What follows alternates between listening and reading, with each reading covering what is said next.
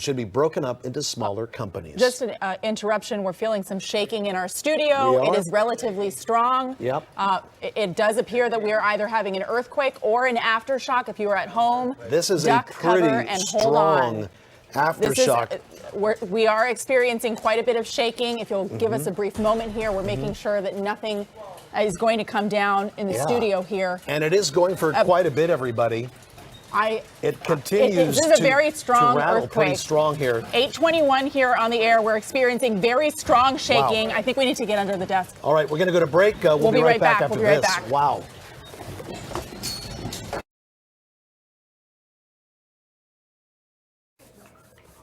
All right, welcome back, everybody. Juan Fernandez, Sarah Doncha here. If you were watching this just a short time ago here on the KCAL 9 News at 8 o'clock, first, during Markina's weather forecast, we experienced what I felt was a small aftershock. And shortly after that, when it came back to us, things really started to rock to the point that the lights here in the studio the desk itself really was started shaking moving. from side The to desk side. that we're sitting in also started to shake quite a bit. So, my goodness. My heart is racing, I have to say. I grew up in Southern California. I've experienced a number of earthquakes. I felt the earthquake the other day in the San Gabriel Valley. It felt like significantly stronger shaking, and we're checking USGS right now to get you the latest information. We don't know whether that was an aftershock or an earthquake in and of itself, but that was significant shaking that we felt here in the Studio City area.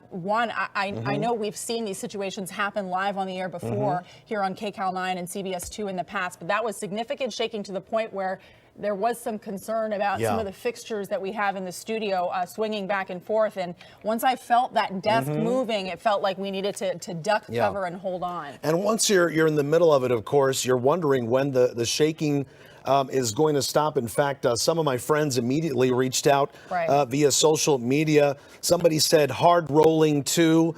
Somebody said I felt the building buckle where I'm at. And apparently, we're looking at 7.1 possibly is what we're looking at here. This is to friends of mine, of course, that have been reaching out to me just within the last few minutes or so. So if you're watching this right now on KCAL 9, also on CBSN Los Angeles, we felt significant shaking here.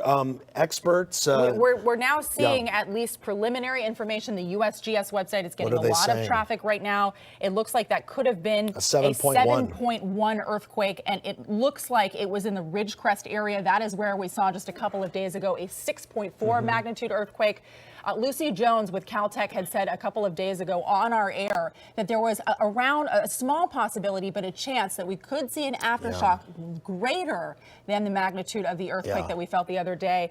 We do have reporters in the Ridgecrest area that have stayed there. They stayed in a hotel overnight, continuing to cover the aftermath of that earthquake. We are going to